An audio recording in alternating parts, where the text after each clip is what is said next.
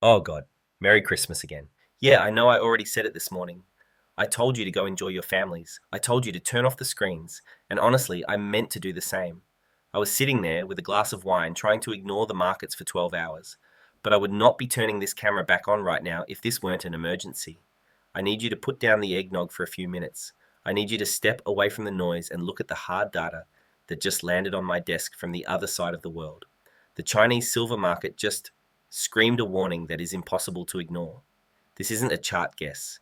This isn't a maybe. This is a mathematical fracture in the global financial system. Ladies and gentlemen, Asian guy here, I want you to stare at the number I'm about to put on the screen, 8,053s. This is not a typo.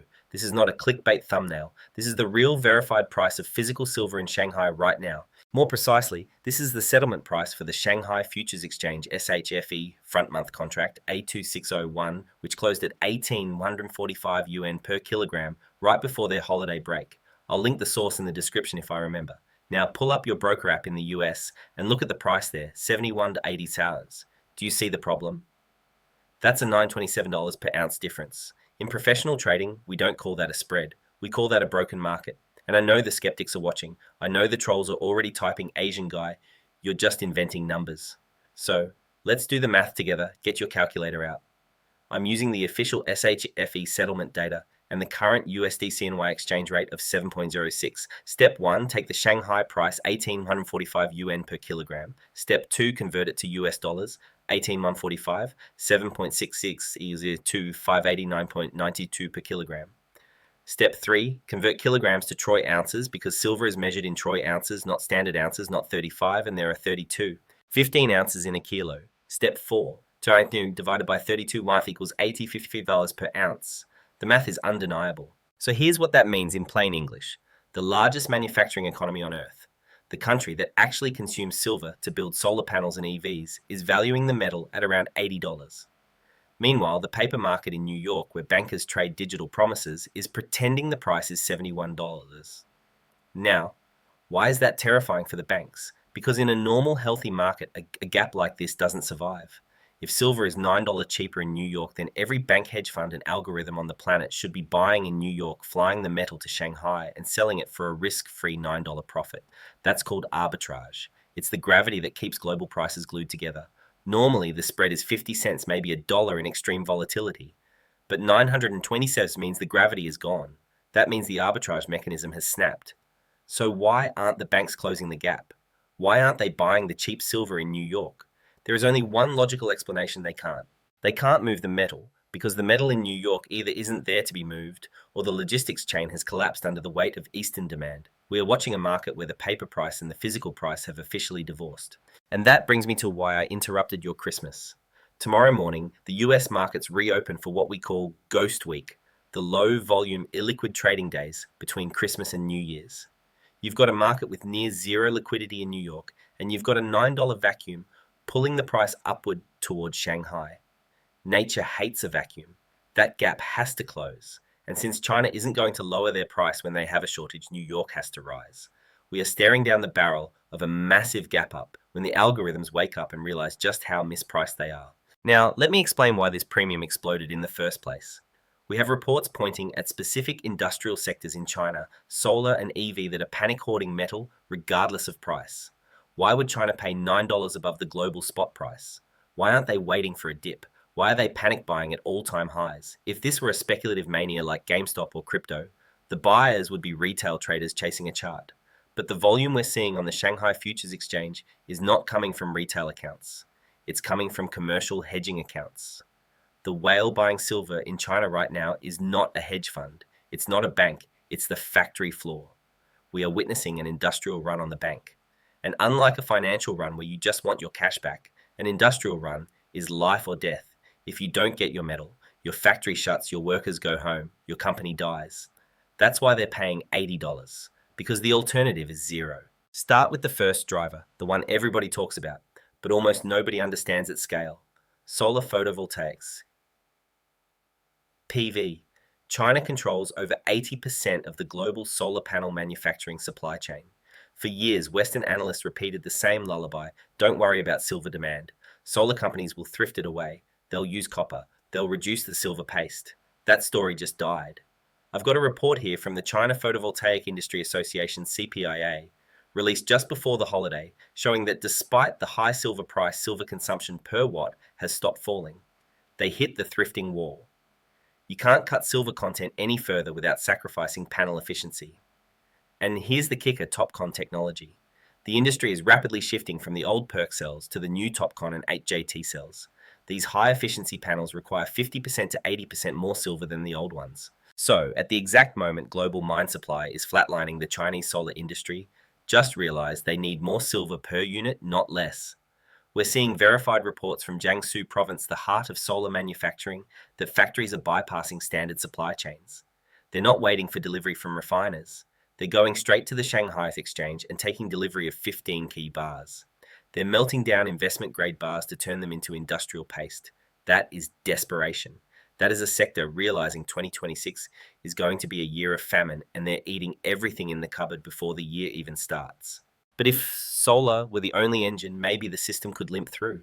The real panic, the reason the premium blew out to null this week, is coming from the electric vehicle sector. We need to talk about the Samsung shock. Earlier this week, reports circulated about the mass production timeline for Samsung's new solid-state batteries.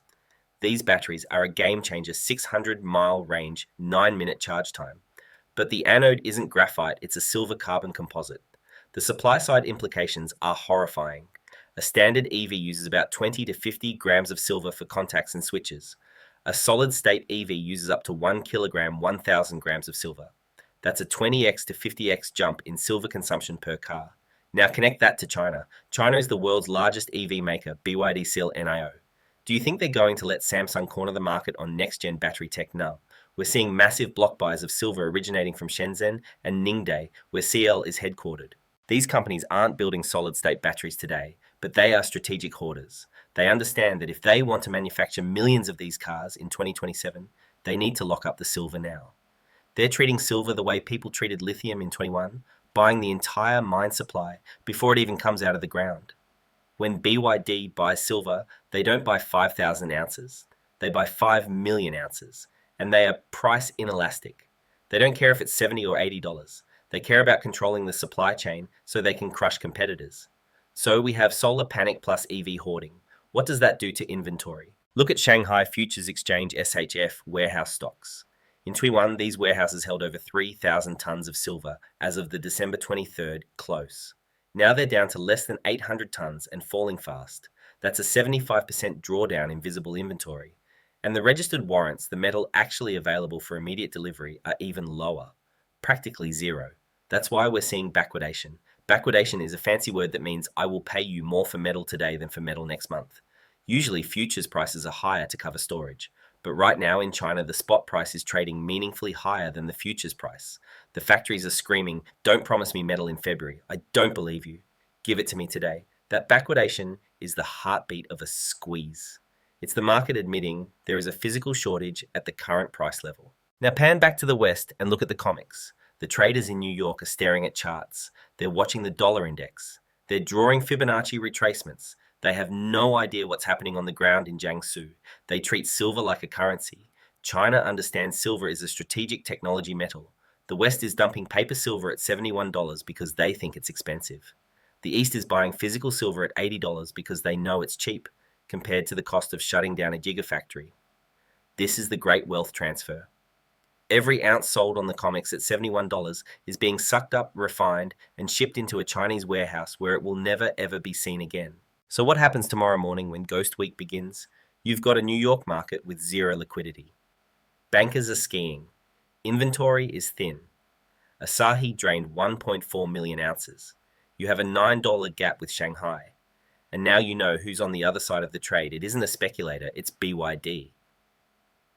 It's solar giants. They are not going to stop buying because it's Christmas. Their factories run 24/7. If a Chinese industrial buyer decides to hedge January production tomorrow morning, they will hit the comics ask button. And because the order book is empty, the price can jump from $72 to $75 to $78 in the blink of an eye. They will close the arbitrage gap by force. This premium explosion in China isn't a glitch, it's the sound of the industrial supply chain snapping. The factories ran the numbers. They know there isn't enough silver for solar EV AI and investment demand at the same time. So they're playing musical chairs, and right now China is buying all the chairs. But there's a massive hole in this story we haven't answered yet. The question every professional trader is asking right now. If there's a $9 profit on every ounce of silver, why isn't anyone taking it? Think about Wall Street. These are the greediest, smartest, fastest institutions on earth. They run supercomputers built to scalp fractions of a penny in microseconds. If they see silver at 71 in New York and 80 in Shanghai, their biological instinct is to close that gap. They should be buying every bar in the COMEX vaults, chartering cargo planes out of JFK, and dumping silver into Shanghai until prices equalize. It's literally free money. A risk-free trade. So why is the gap getting wider? Why did it go from 2 to 5 and now to 9? The answer is terrifyingly simple. They can't move the metal. We are watching a catastrophic breakdown in the physical logistics of the silver market. The arbitrage engine, the mechanism that keeps global pricing synchronized, has seized up because the fuel is gone. You can trade paper contracts in milliseconds, but you cannot teleport a 1,000-ounce bar of silver. You have to find it, load it, insure it, and fly it. And right now, that supply chain is broken.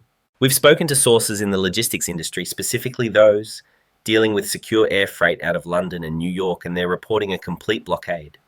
It's not that planes aren't flying, it's that metal isn't arriving at the loading dock. The bullion banks are trying to source metal to run the arbitrage. They're calling vaults, they're calling refineries, and for the first time in decades, they're being put on a wait list. Refineries are telling them we're booked solid for 6 weeks. Vaults are telling them we need 48 hours to locate that specific bar serial number. Locate the serial number. In a modern digitized vaulting system, you're supposed to know exactly where every bar is down to the millimeter. When a vault operator tells you they need time to locate your metal, it means one thing. The metal is not where it's supposed to be, or worse, it has been rehypothecated, lent out to someone else, and they're scrambling to find a replacement before you notice. And that brings us to the smoking gun.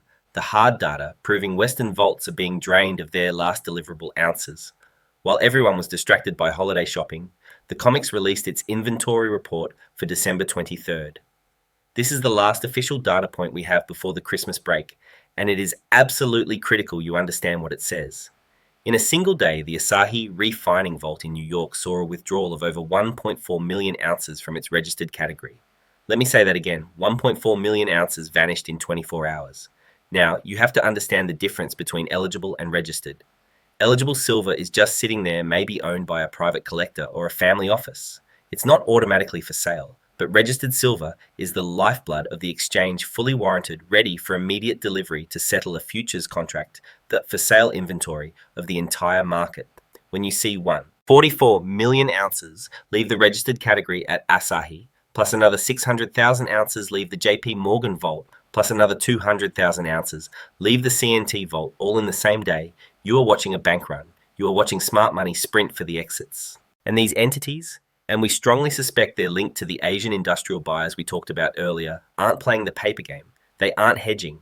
They're taking possession. They're backing a truck up to the loading dock in New York, loading it with 1.44 million ounces of physical bars and driving away. That explains why the arbitrage gap won't close. The inventory banks would normally ship to China is already being taken by China. It's a paradox. The very demand pushing Shanghai to $80 is also sucking inventory out of New York, making arbitrage impossible, which prevents the gap from shrinking. It becomes a death spiral for the COMEX. The higher the Shanghai premium goes, the faster metal leaves New York. The faster metal leaves New York, the less liquidity remains to manage the price, and the thinner liquidity gets, the more violent the disconnect becomes. We're also hearing rumors, and I want to stress, these are currently unverified reports from floor traders in London, that the LBMA, the London Bull and Market Association, is facing administrative delays processing large-scale allocations. Normally, if you have an unallocated account and ask for your bars, it takes a few days. We're hearing reports of delays stretching into weeks. If London is out of metal, then the game is over. London is the main hub, the vault of last resort. If the London float is gone, then the COMEX becomes an island, a paper market trading a derivative of a ghost. That's why the Ghost Week starting tomorrow is so dangerous. New York has been hollowed out.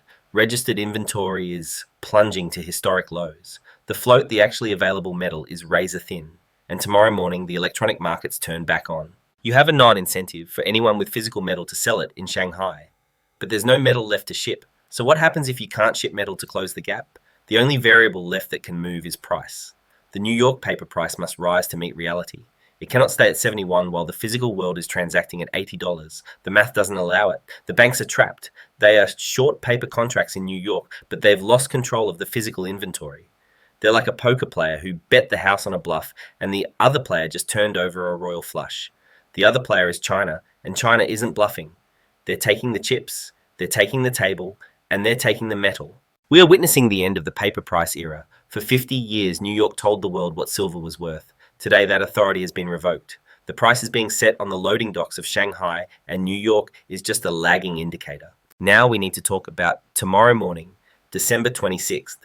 We are about to watch a collision between two unstoppable forces, the liquidity vacuum of Ghost Week and the price magnet of the $9 Shanghai Premium. Usually, when those forces collide, you get volatility. But this time, because the physical bridge is broken, we're likely to get something much more dangerous, a super gap. First, here's the battlefield. Tomorrow, 90% of senior traders at JP Morgan, Goldman Sachs, and HSBC are on vacation. They're in Aspen, they're in the Hamptons. Their desks are being run by skeleton crews, junior traders, and automated maintenance algorithms. That means the order book is paper thin. On a normal day, you might have 500 contracts for sale at 71.50. Tomorrow, you might have 50. That is the liquidity vacuum. Tiny money can move price a long way. Now, enter the high-frequency trading algorithms, HFT bots. These machines don't know it's Christmas. They don't know Asahi is empty. They only understand math, and the math is screaming. The algorithm sees asset A Shanghai 8053s, asset B New York 7126, instruction by asset B until price A equals price B. Normally a human would step in and say, wait, we can't ship the metal, don't buy. But the humans are skiing and the algorithms are on autopilot. So tomorrow morning, when Shanghai opens and confirms that $80 price, the New York algorithms will try to close the gap, the only way they know how, by bidding up the paper price. Here is how the squeeze plays out step by step. The trigger, a Chinese industrial hedger BYD or a solar company, places a large buy order because they need inventory. They don't care about the holiday. The vacuum, that order hits the comics. But because it's Ghost Week, there are no sellers at $70.30, no sellers at $71.40. The slip, the order immediately slips up to $72 just to fill the first few contracts. The algo chase the HFT bots, see the jump, see the Nile premium, calculate arbitrage opportunity, and pile in. Suddenly, you have massive buying pressure hitting an empty room. The price doesn't tick at gaps. It skips 73, it skips 74s, it prints 75s within minutes. That's what we call an air pocket. Because physical arbitrage shipping metal is broken, the only way to close the spread is for the paper price to teleport upward toward the physical price. And it gets worse for the banks. We have to talk about Gamma. There are thousands of call options open at the 72 and 75 strikes. The banks sold these calls to speculators. If price gaps to 75 tomorrow, the banks are offside, they're bleeding. To protect themselves, they have to delta hedge. The bank's automated risk engine buys futures. So as price rises, the banks are forced to buy more to hedge losses. But buying more pushes price higher, which forces them to buy more. It's a feedback loop from hell, happening in a market with no inventory to absorb it. You might say, but Asian guy won't. People sell at $7 to take profit. Who exactly? Miners aren't selling. They're holding back supply. The Chinese aren't selling, they're hoarding. The vaults are empty. The only people who might sell are retail traders like you, but are you really going to sell your silver at $75 when you know it's trading at $80 in China now? You're going to hold. You're going to wait for $80. So sellers go on strike, buyers panic, algorithms chase the ghost. So here's what you watch tomorrow morning, December 26th. Don't stare at the news. Watch the spread. If New York opens flat at $71, it's a trap. The explosion is just delayed until volume returns on January 2nd. But if New York opens at 73s or higher, the squeeze has begun. If we break 72 to 50 in the first hour tomorrow, the air pocket is active. We could see $78 before lunch. The market is trying to tell you something. The discount window is closing. The $71 price is a lie. The $80 price is the truth. And the lie is about to be violently corrected. Now, let's assume the squeeze actually happens. Let's assume Ghost Week closes the gap and New York wakes up at 80. Skeptics will say, okay, that's the top, bubble's over, sell everything and go home. They're wrong because they're misunderstanding what this is. $80 isn't the ceiling, it's the new floor. What we're seeing, the violent decoupling between East and West, is not just a trade. It is the end of an era, the end of the Western discount. For 50 years, New York and London set silver's price and used paper contracts to keep it convenient for Western banks. But today, with Shanghai printing $853, that era is over. Pricing power moved east, and China isn't trying to manage price.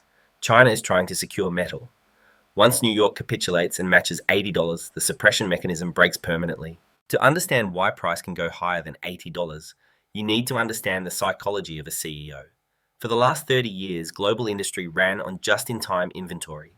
If you were Samsung or Tesla or a solar manufacturer, you didn't stockpile silver, you trusted the market. You trusted that if you clicked buy on Tuesday, the metal would arrive on Wednesday. But what happens when the premium hits $9? What happens when vaults run dry? Trust evaporates. The world shifts from just in time to just in case. Every industrial CEO seeing a $9 spread thinks the same thought: if I don't buy 6 months of inventory right now, I might not get it later. That creates a hoarding supercycle. It doesn't matter if silver is $80. If you're building a 50,000 electric car and it needs 80 worth of silver, you pay it.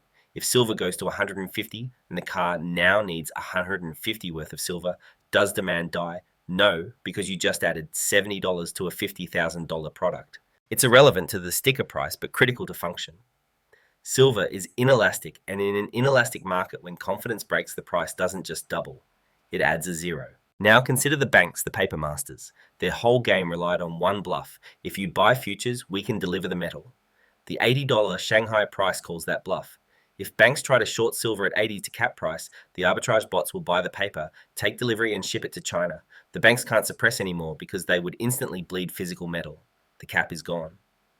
The artificial ceiling that kept silver under 30, then under 50, has been removed. We're entering pure price discovery. And in price discovery, price must rise high enough to do one of two things: destroy demand or create supply. Destroy demand. Solar and tech need silver.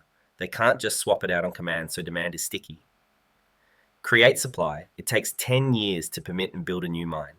Even if silver hits $200 tomorrow, meaningful new supply doesn't arrive until 2035. So for the next decade, price has to do the heavy lifting. $80 is the wake-up call. 25 to 150 is the equilibrium needed to balance the deficit. So here's my forecast for the reality of 2026. We will watch a bifurcated market dissolve into a unified bull market. Right now, we have two prices, 71 and 80. By January, we'll have one price, 80 plus. Once that merge happens, Western investors, pension funds, retail stackers will realize the shortage is real. They've been sidelined, afraid of the bank smackdown. But when they see the banks are powerless, when they see $80 holding as support, investment capital floods in. Industrial panic is the floor. Logistics breakdown is the squeeze. Investment FOMO is the rocket fuel. That's the recipe for a move that makes 1980 look like a warm-up. But there's a danger here. Not a danger of a crash, but a danger of psychology. When silver hits $80, your brain will scream, "That's too high, sell." You've been trained to think 30 is high and 50 is the top. You have to rewire your brain for the new reality. In a world where the dollar is dying and China pays 80 for strategic metal, 80s is cheap. 80 is the new $20. If you sell at 80, you're trading a scarce strategic asset for a depreciating paper currency at the exact moment the asset is about to go vertical. You're selling your ticket on the lifeboat just as the ship starts to sink. So the squeeze is inevitable. The gap will close. The price will re-rate. The question isn't if, it's how you survive it. How do you navigate a market that moves $5 a day? How do you avoid getting shaken out by volatility? How do you protect your stack when dealers run out of inventory? I'm going to give you 3 specific strategies for the retail investor to maximize this opportunity without getting wrecked by the chaos. The easy money has already been made. Now comes the hard money, the volatile money. When silver was boring at 25, it was easy. You bought it and forgot it. But next week, when silver whips between $72 and $80, when your portfolio swings by tens of thousands in an hour, that's when mistakes happen. That's when weak hands get shaken out. That's when banks try to steal your position one last time before the real move to triple digits. Your biggest enemy right now is your own brain, because your brain is anchored. For years, you've been conditioned to believe 30 is expensive and 50 Rs is the moon. So if we gap to $80 next week, your brain will scream, "Sell, take profits, it's a bubble," and you have to silence that voice. You have to understand the dollar price is a lie. If you sell your silver at $80, what do you get back? Fiat currency. A currency the Federal Reserve just admitted they have to debase to save the debt market. A currency China is actively dumping. If you exchange a scarce strategic asset, silver, for a depreciating liability, dollars, you aren't taking profit. You're jumping off the lifeboat and swimming back to the Titanic. Stop obsessing over the dollar price. Start watching the gold to silver ratio. Right now, the ratio is around 60 to 1. Gold is about 4 to $200. Silver is about 71. Historically, in a true monetary reset or supply crisis, that ratio compresses to 15 to 1. Until silver is 1/15th the price of gold, it is fundamentally undervalued. Don't even think about selling until the ratio is screaming at you. $80 isn't the signal. Second, next week, during Ghost Week, volatility will be nauseating because liquidity is so thin. We could see a flash crash. You could wake up Tuesday and see silver down $4 in a single minute because an algo dumped a block of futures. The media will scream silver crash bubble burst. Your phone will flash red, ignore it. Remember the Shanghai price. Remember industrial panic. If spot prints $68 on your screen, ask yourself a simple question. Can you actually buy physical metal at $68? Go check the online dealers. Call your local coin shop. I guarantee they won't be lowering prices, they'll be raising premiums. They know the physical market is broken. If the paper price crashes, it's a gift, the fake price diverging from the real price. Don't get stop lost out of your position by a paper game. If you hold physical, you're immune to the flash crash. You hold the ounces, not the contract. If you hold miners or ETFs have conviction, the paper price must eventually reconnect with physical reality 80 plus. Third, and this is the most practical advice I can give you, we're racing toward the point of unobtainium. As the arbitrage gap widens, the flow of metal from west to east accelerates. We're hearing major US dealers are already running low on 100-ounce bars and sovereign coins, Eagles, Maples. There is a very real chance that in January 2026, the buy button disappears. You'll open a website and everything will be out of stock or pre-order only. 6 to 8 weeks delay. When that happens, the number on the screen becomes irrelevant. It won't matter if spot is $80 or $100 if you can't buy any. So the strategy is simple. If you have cash on the sidelines that you intend to put into silver, do it now. Don't try to time the dip next week. Don't try to save 50 cents. Secure the ounces while they're still available for immediate delivery, because once Ghost Week closes the gap and headlines break about the $80 Shanghai price, a retail stampede will clear out remaining inventory in 48 hours. And I want to close this with why we're even talking about it. It's not just about making money. We are living through a historic pivot point. For 50 years, the Western financial system used paper derivatives to suppress the price of real assets, keeping silver cheap to subsidize their industries and their currencies. But the East, China, India, Russia, the BRICS has called the bluff. They're draining the vaults. They're demanding physical delivery, and they're forcing the world back toward a system based on reality.